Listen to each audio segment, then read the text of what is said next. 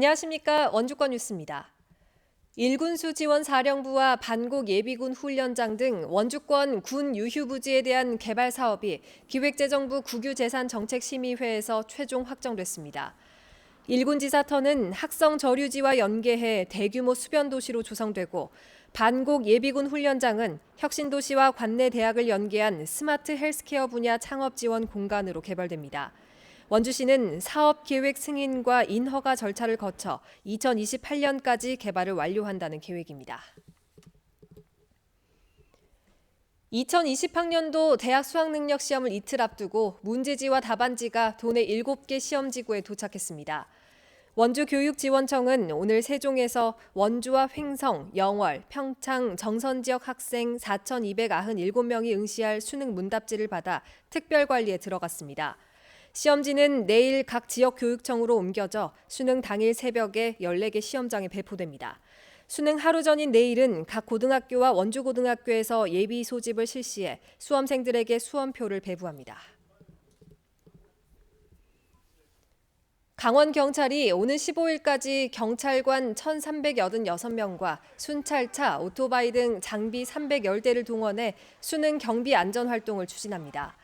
수능 당일 문제지 보관소와 시험장에 경찰관을 배치하고 24시간 순찰을 실시하며 시험장 주변 돌발 상황에 대비합니다. 원주 시외버스 터미널 등 도내 곳곳에서 수험생 태워주기 편의를 제공하고 수험표를 잃어버렸거나 수험장을 잘못 찾아 도움을 요청하는 수험생들에게도 태워주기 편의가 제공됩니다. 내년 유치원 입학을 위한 처음 학교로 우선 선발 결과를 오늘 오후 3시 처음 학교로 홈페이지나 현장 접수한 유치원에서 확인할 수 있습니다. 선발된 경우 내일 오전 9시부터 모레 오후 6시까지 등록을 마쳐야 합니다. 일반 모집 접수 기간은 오늘 19일부터 21일까지 진행되고 발표일은 26일입니다. 강원도 교육청은 올해 처음으로 도내 국공립과 사립 모든 유치원이 처음 학교로에 참여해서 이제부터는 유치원 입학을 위해 가족을 동원해 줄을 서야 하는 번거로움을 덜게 됐다고 전했습니다. 오늘 오전 8시 10분쯤 원주시 태장동의 한 아파트 1층 현관 구조물 위에서 42살 A씨가 숨져 있는 것을 출근하던 이웃이 발견해 경찰에 신고했습니다.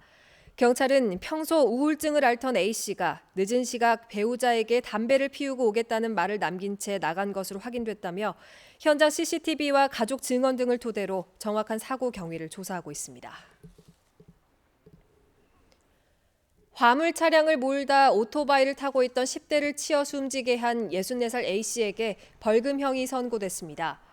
춘천지법 원주지원은 지난 4월 원주시 태장동에서 오토바이를 몰던 17살 B군을 치어 숨지게 한 A씨에게 벌금 700만 원을 선고했습니다.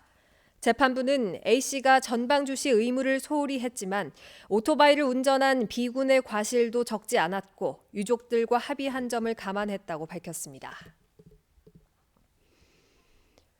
원주 혁신도시 이전 공공기관과 원주시가 지역 상생 협력을 위한 방법들을 함께 찾고 또 추진하는 데 힘을 모으기로 했습니다.